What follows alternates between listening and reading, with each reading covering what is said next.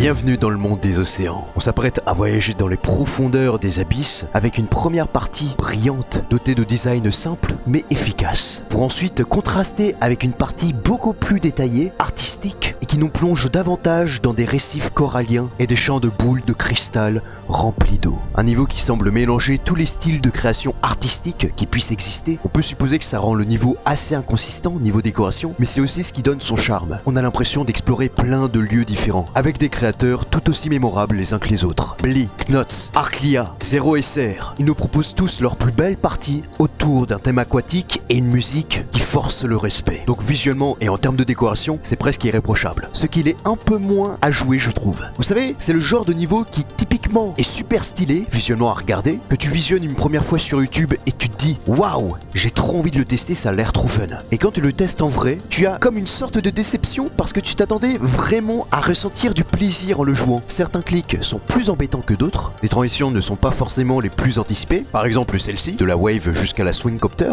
qui est cool vu de là, mais à jouer c'est un peu problématique, je trouve personnellement. Cependant certaines parties restent passables, comme celle à 52% qui contient certes beaucoup de clics, mais reste super fun et synchronisé à la musique. Plus on avance, plus on se sent immergé, englouti par l'ambiance globale du niveau, avant d'arriver dans les fonds marins, là où se termine le niveau. Dans l'ensemble, c'est un très bon art demon, avec une décoration qui met l'eau à la bouche, des designs très poussés. Malheureusement, je trouvais que ça n'était pas autant pour le gameplay, même s'il n'est pas mauvais, loin de là. Et ce n'était clairement pas le meilleur gameplay qu'Arclia a pu faire, contrairement à ses autres méga collabs, comme Next Capsule, High Cup, même si certaines parties faisaient moins mouche. Cependant, j'ai trouvé le gameplay meilleur que celui d'Astralis. Et c'est pour ça que je vous invite à fortement le tester, pour vous faire votre propre avis. Sur ce, bye bye tout le monde.